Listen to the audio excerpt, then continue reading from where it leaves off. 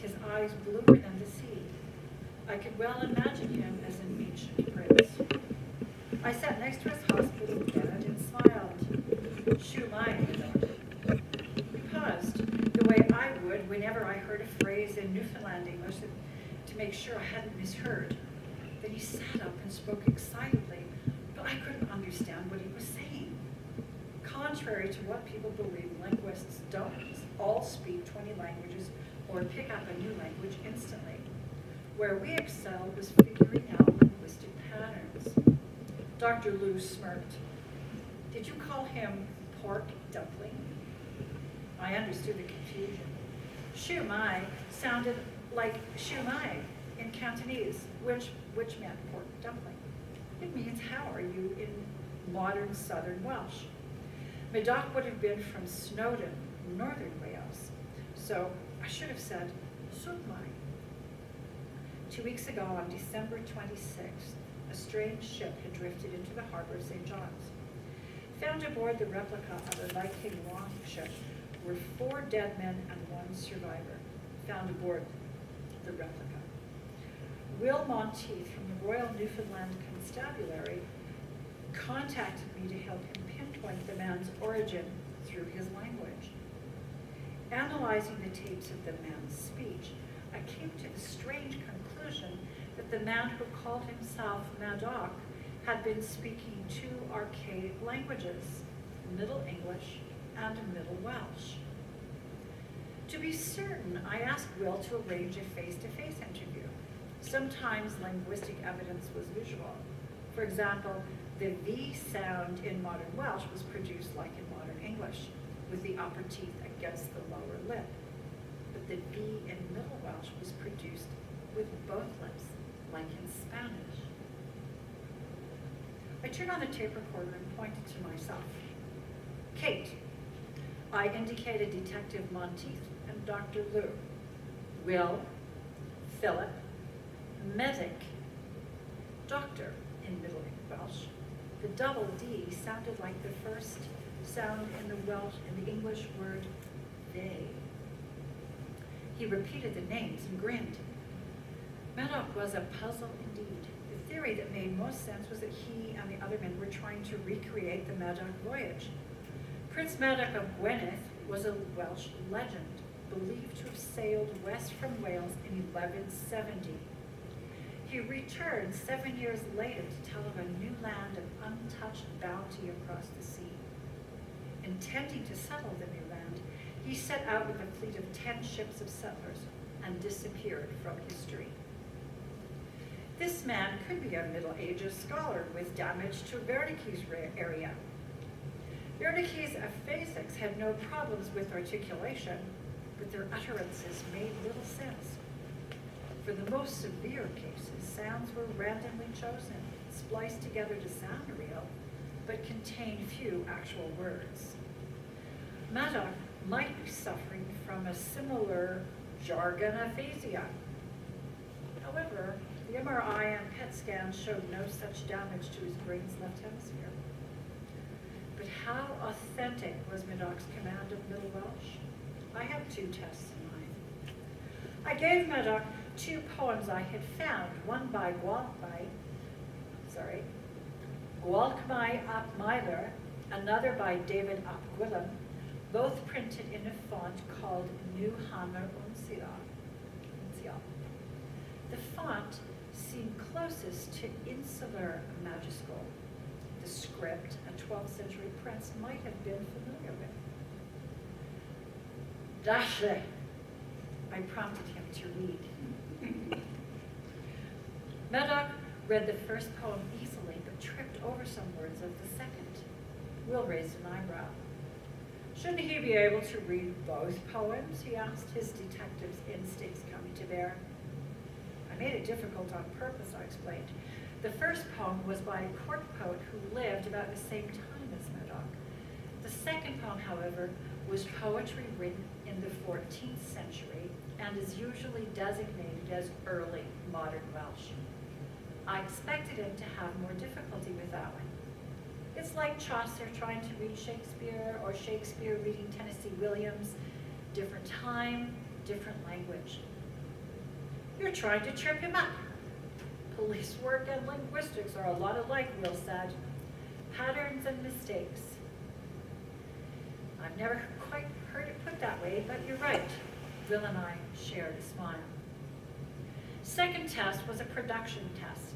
I took out a color pictorial of England and opened it to a photograph with 9 men in a pub. Gwir, pet, men, how many?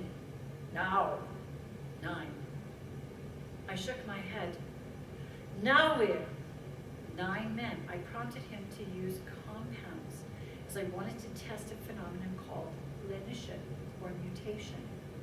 In Welsh, if a word came after a number, the first sound sometimes changed or was dropped, as in the case of gwir to weir. Mutations appeared elsewhere as well, but seeing as I was only dabbling in Celtic, I kept it simple for myself. Madoc caught on fast. We went through the book counting people and things. When we came to a picture of a boat, Madoc pointed to it, then himself, and he says, Gwir, pet, how many survived from his ship? I cast a sideways glance at Will. 1. A shocked expression overtook Madoc's face. That's enough for now, I said. I gave him a bottle of ink, a sketchboard, and a seagull feather I cut into a quill pen, and mimed writing motions. I wanted to analyze his writing. Madoc took my hand and drew it close for a kiss. We smiled. You might not be able to say it, Kate, but I think you're after making a friend for life. A few weeks later, a detective. I could stop there, or I could just keep going. We had time. A week of interviews later, at Detective Will Monteith's request, I presented my findings to the other experts at the RNC headquarters downtown. Dr. Bruley from the Provincial Coroner's Office, Rebecca Shannon, a lawyer working pro bono for Madoc, and Professor Conant from the Department of Anthropology at Memorial University. I had reservations about coming. My linguistic analysis had led me to a strange and inescapable conclusion. There was no doubting Madoc's native fluency in Middle Welsh. Even if a hoaxer had learned Middle Welsh, he might pronounce words wrong or not know the words for common things. Madoc never tripped over syntax or vocabulary, except when it involved a modern object. Could he be the genuine Madoc, lost at sea over 800 years ago, found at last in St. John's? Was it a mad fancy? Perhaps. The academic in me scoffed at the idea, but the romantic in me wanted to believe. Here in Newfoundland, it seemed like anything was possible.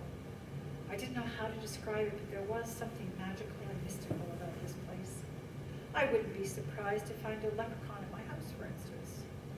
Time had stopped this winter, snow falling every day like the weather was stuck and couldn't move ahead to anything different. I felt like I was living in a snow globe, and the same guy kept turning it upside down and shaking it.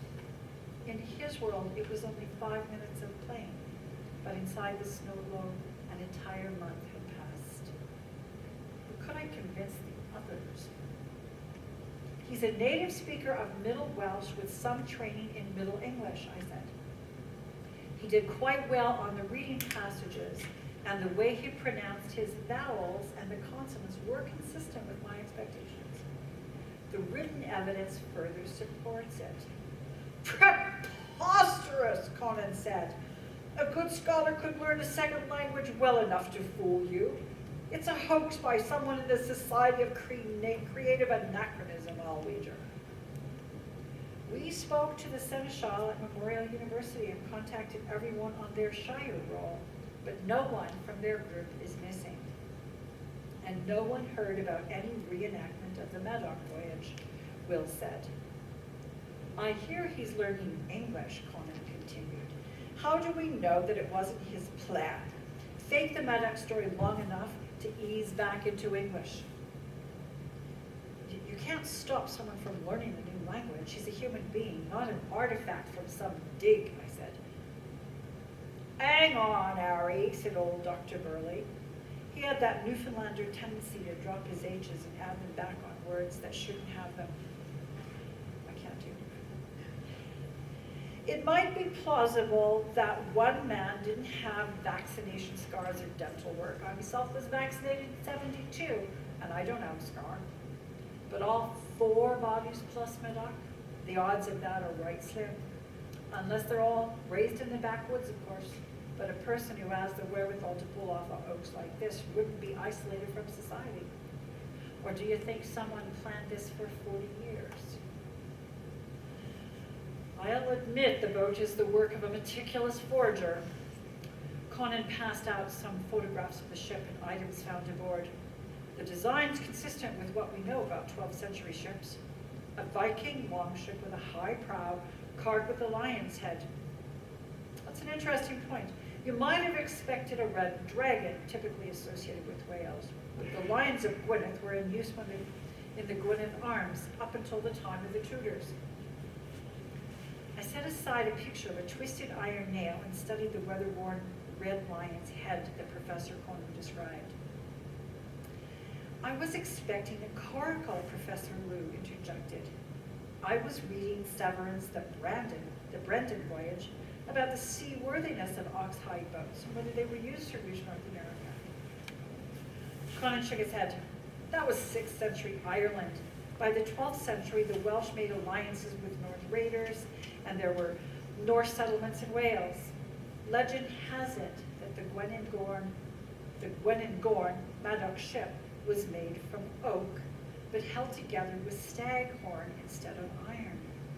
The seafaring myths of those times warned of magnetic islands, which would have spelled doom to ships built with iron nails. The ship's authentic in that respect. Nice touch, that. However, I have concrete proof that it's all an elaborate hoax. He showed us a photograph of a pipe, one of the artifacts recovered from the ship. Note the 5-petal white rose on the top of the 5-petal red stamped on its heel. Philip recognized it. A Tudor rose. Right. Henry VII created it to symbolize the union of the red rose of Lancaster and the white rose of York. And the Tudors didn't begin their reign until 1485. If Madoc's from the 12th century, where did this anachronism come from? Conan asked. Maybe he stopped off to have a smoke, Rebecca joked. Everyone laughed, but an intriguing idea came to mind. Why not? I said. We're thinking a single trip. Maybe it's not his first and only trip through time. Conan snorted. We're scientists. The very idea of time travel. It's not impossible, Philip said. Einstein's theory of relativity allows for time travel in the forward direction. Time dilation will keep a man from aging as fast as if he's too close to a serious gravity well. Who knows? I'm starting to wonder if he isn't the genuine article. Conan shook his head. You're on your own. I won't jeopardize my reputation with a cockamamie time travel theory. I'm denouncing him as a fraud, Detective Monteith. Good day. He grabbed his photos and stormed out. Conan's departure left us all in a state of unease. Will sighed. He's right. If we announce that Madoc is a time traveler, they'll call us crackpots. And there's more. So, it's very touching. It's a very moving story. So, but there's this much. There's lots. Oh yeah, it's a lot. Okay. It was kind of interesting when we started contemplating this session. I had actually picked a different story, and I thought, okay. And then we confirmed Jason Kapalka as our gaming guest. Now, unbeknownst to a lot of people, before Jason went over to the dark side and got into gaming, he was a writer. He had studied creative writing at university, and he had published upwards of, I believe, 6 stories in on Spec during the 1990s, early 90s. And then he went off to the States, and we never heard from him again for a long time. until I found out that he was the PopCap Games guy, and I found him on Facebook, friended him, and it sort of led to bringing him here. So I went back to, the old issues, and I thought, let's find something that Jason wrote and read it, because people would know it. And the issue that I happened to pick is apropos of our earlier conversation, because when we were doing the early issues of On Spec, we decided to do a theme issue. We hadn't been getting a lot of hard SF for quite a long time. We were getting a lot of soft stuff, a lot of fantasy, horror, that kind of thing, but no real nuts and bolts SF. So we asked for it. We said, okay, give us some hard SF. That's all we need. And so we got enough to put together an issue, and we thought, if we're going to talk the talk, we have to walk the walk. So we made sure that all of our artists were also on board with this whole thing, and every piece of art in here was done on computer. Even by artists who had never done it before. All of our cover art in those days, people painted, they drew stuff, by hand. They did not use a computer to generate art. So this cover is probably Jim Beveridge's first computer-generated work of art. Now he does everything on computer, right? 1995. Wow.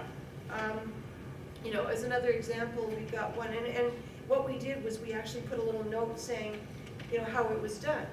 Like I've got one here, you can't really see it that easily, but the small print at the bottom says, created on an IBM 486 and Macintosh Quadra, using Deluxe Paint 2, Aldus Photo Styler, Adobe Photoshop, and Debabbilizer. I remember those. And we got another one, and I love these things, just looking at this stuff and going, okay, here's one. Original image input directly from video camera to Amiga computer, Wow. then altered with brilliant software.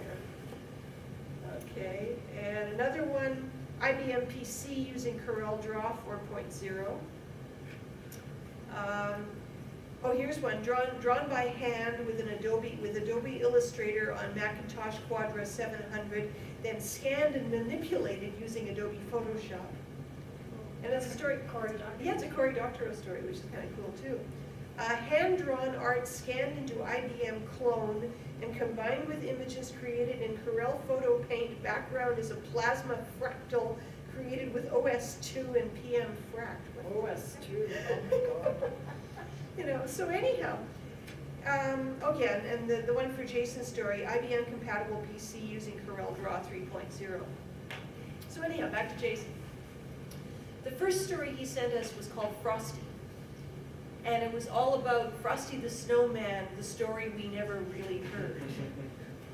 Where Frosty was this evil demon that was out to corrupt all the children and teach them all these horrible rituals so that they would kill their parents and make him the world, ruler of the universe or whatever, except that something happens in the story called spring.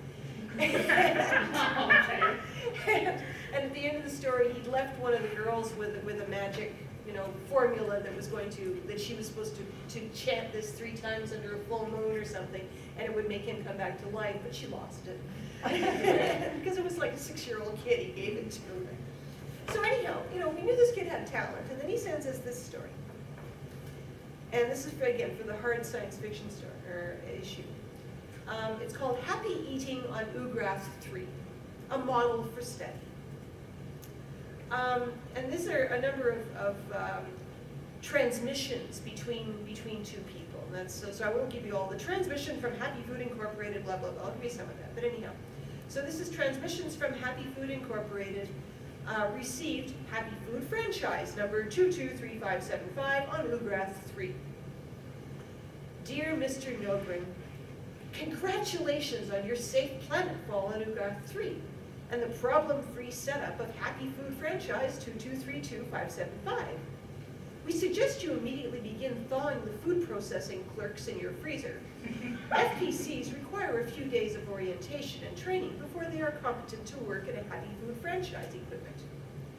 As you know, Ugrath 3 is a small world which has been out of direct contact with the core for some 40 years now. Nonetheless, it is a prestigious assignment for a Happy Food franchise manager.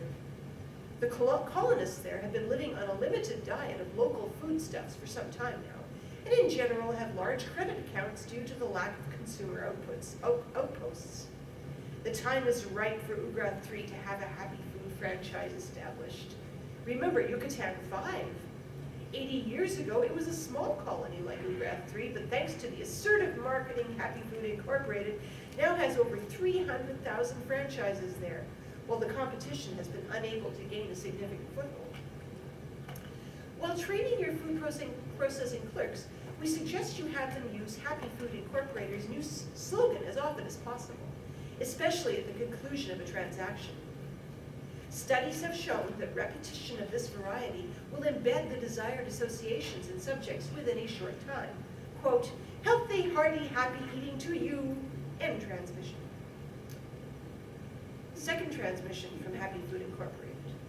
Dear Mr. Nogren, we're happy to see from your account files that your Happy Food franchise is off to a good start.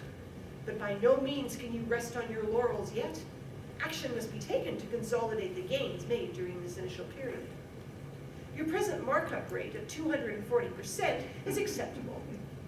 But in light of the Ugrath 3 colonists' high disposable income and the lack of competition at present, we feel it would be wise to increase this to 300% over a 2-month period. One other suggestion is in order. You do not mention having trained your food processing clerks for suggestive merchandising.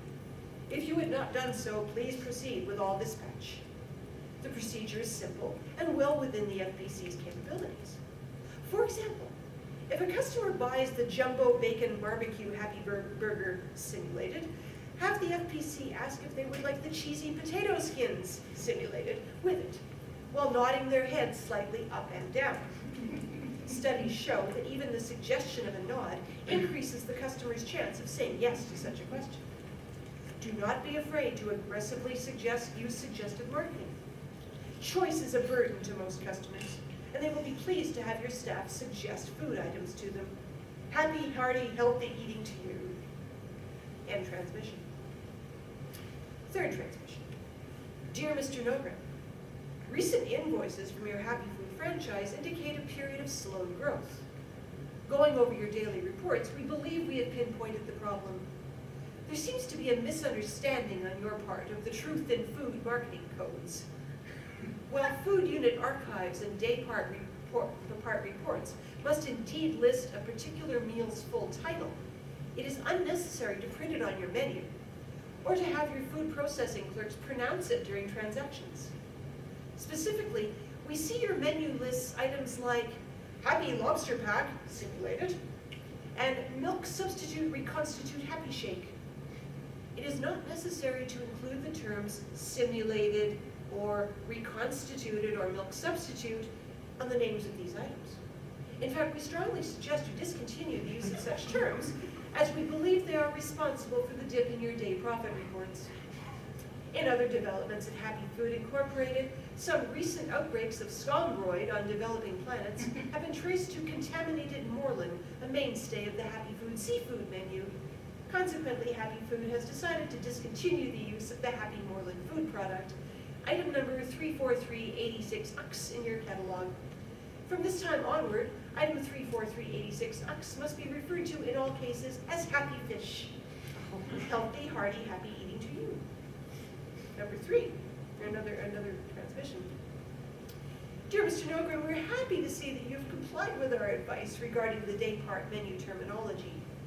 Perhaps not coincidentally, your accounts indicated that the Ugrath 3 franchise is now growing rapidly in popularity with the colonists. At this rate, your franchise will soon be one of the most profitable and prestigious establishments in Happy Food Incorporated's galaxy-wide chain.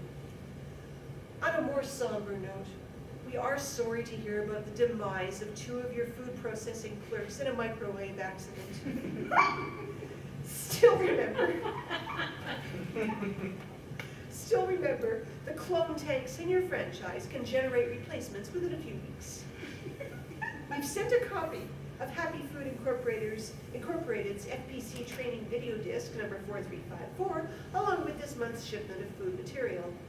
This enjoyable vid uses advanced subliminal imagery to teach your FPCs to deal with death or maiming due to cuts slashes, where am I? Laser burns or radiation spills in a cheerful manner that will not interfere with your regular duties. If you watch this vid yourself, remember to wear the enclosed protective glasses to prevent any unintentional spillover. Oh God, I probably can't finish this. You also mentioned some requests by the UGRA 3 columnists for information on the nutritive makeup of happy food products. By all means, give them a copy of Info Book 3490, detailing the healthy, natural, wholesome materials happy food products are made of and or inspired by. Regarding Unigel, the principal taste component of some meals, do not give your customers erroneous information regarding this substance. Remember, Happy Food won the 2095 court case in which Unigel was alleged to possess certain deleterious and addictive properties. Healthy, happy eating. And the story goes on, and all these letters are sort of escalating. And I'll get to probably about 3 letters later. Dear Mr. Nobrin, your behavior has exceeded all the prescribed bounds of Happy Food Incorporated professionalism. Because basically what the guy did was he stopped serving Happy Food processed stuff and went native. So all the way along he's incorporating local food in his menu. So this is the final end of things here. Close the establishment immediately and return to head office for disciplinary action. Another manager will be sent to UGRA 3 shortly to try to undo the damage you've caused. It's a blemish on Happy Food's reputation. You've been allowed to continue in your course as long as you have. Recently, we discovered that many of your food invoices have been falsified and that you discontinued the use of many standard food items, particularly the Happy Fish product, and those consisting of or using additives of Unigel in favor of food items harvested and eaten locally. This alone would be bad enough to warrant your removal, but various other indiscretions have been uncovered. Hidden monitors in the franchise have indicated that many customers linger in your establishment for up to 3 hours, a completely unacceptable figure. You have allowed your food processing clerks an unheard of degree of autonomy, to the point that few, if any, still wear their regulation uniforms. Some apparently have been allowed to cultivate cranial hair growth of non-standard appearance. That your profit analyses still show favorably has yet to be explained. The suspicion is that these too have been falsified. Perhaps you are aware of how disruptive your activities are and how devastating to Happy Food it would be if such practices became standard. Soon each franchise would be different and local entrepreneurs would begin to compete successfully with us, drastically slashing profits. In light of all of this, your farawave transmitter has been disabled by a remote signal, a contingency built into the equipment for such rare occasions. Do not bother trying to call for friends or colleagues to take you off planet. Your automated shuttle will not respond to your course orders, but will take you directly to head office for your disciplinary treatment. There will be no further warnings. Return immediately on pain of extreme disciplinary action. Nobrin, you were warned. A division of internal monitoring armed response troubleshooters are on their way to UGRA 3 as you receive this. They have been told to expect a traitor to Happy Food and all that Happy Food stands for, and will react accordingly. I'm sure you are familiar with the stories told of the armed response teams. Perhaps you thought these teams were fictional. They are not. After you've been removed, the Happy Food franchise on UGRA 3 will be shut down for several years to allow the damage you've done to repair itself. We only hope you found your pathetic little rebellion to be worth all this. Peaceful surrender to the armed response team may possibly result in your survival, in which case extremely severe disciplinary treatments will be administered upon your return to head office. Frankly, we here at head office are hoping you do not give up quietly. All of us enjoy watching the combat vid records afterwards. Healthy, hearty, happy eating to you. Final transmission. This is from the Armed Response Troubleshooter Unit. Commander reporting. As ordered, I brought Unit 5B down on Ugrath 3 with full armament distributed to troubleshooter personnel. We approached Happy Food Franchise 223-2575 with caution as per your instructions. However, upon entering the establishment, we were unable to locate any activity of the treasonous nature you specified in your last message. In fact, Happy Food Franchise 223-2575 is undoubtedly the finest franchise either myself or my men have had the pleasure to dine in. Obviously, some sort of bureaucratic or computer error is involved here. Possibly it involves the far-wave transmitter of the franchise manager, one Mr. Nogren. The device has malfunctioned in some way. Perhaps he was merely unable to get his reports through to head office due to this mechanical problem. The techs on my team were able to fix the transmitter, however, so you should be getting a report from them at any time now. The quality of the franchise's service and food here is amazing. Last night we dined on a 7-course meal featuring native Ugrathan kickfish, similar though superior to Happy Lobster, and various wonderful vegetable dishes that showcase the fine berries and fruits of Ugrath 3. Mr. Nogren informs me that the principles behind his renovation of the franchise are applicable in any franchise in the galaxy, and we assisted him in sending full documentation and video reports of his establishment to the Galactic Net, where it can be accessed by franchise owners everywhere. Of course, this was only a short time ago, but already the response from other franchises has been phenomenal. My team has persuaded me that it would be best to remain here on Ugrath 3 until the mistake in our original mission orders has been clarified. Hopefully, you'll be able to locate the error and determine the actual location of this treasonous franchise you warned us about. In the meantime, I suspect my men are anxious to sample more of franchise 232-575's remarkable cuisine. Indeed, I admit I too am tempted by Mr. Nogren's description of tonight's meal. Raga fish stew with broiled Jews, much like Happy Leeks, although I feel that Jews have a more piquant, enticing flavor, and side dishes of various sweetmeats.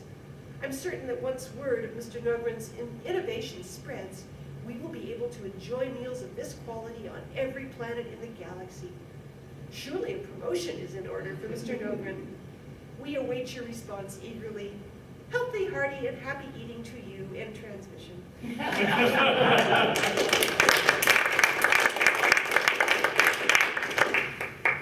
Yeah, they all die. I mean, it was such a treat to see that story when we first, especially with all the really dark stuff that's in the issue. That's one of the joys of doing the magazine, is just finding things like that. Reading this like 5-minute one. I think that's our time. Are there any questions or any comments? There are stories, I'll tell you, we've got a bunch of back issues with Jason Kaponka's stories in them on the table that we're selling like 3 for $5. And his work is pretty rare, hard to find, so they're worth looking at. And some of them he actually came by an autograph. So in this issue, this one, the cover is called Goldfinches. It's by Heather Bruton. And I don't know if you can see that it's actually really only one goldfinch.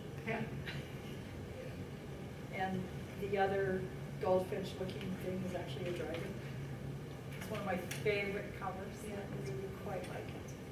And a guest editorial by Robert Runte of J. Brian Clark.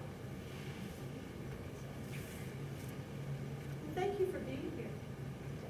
Thank you for reading for us. Thank you.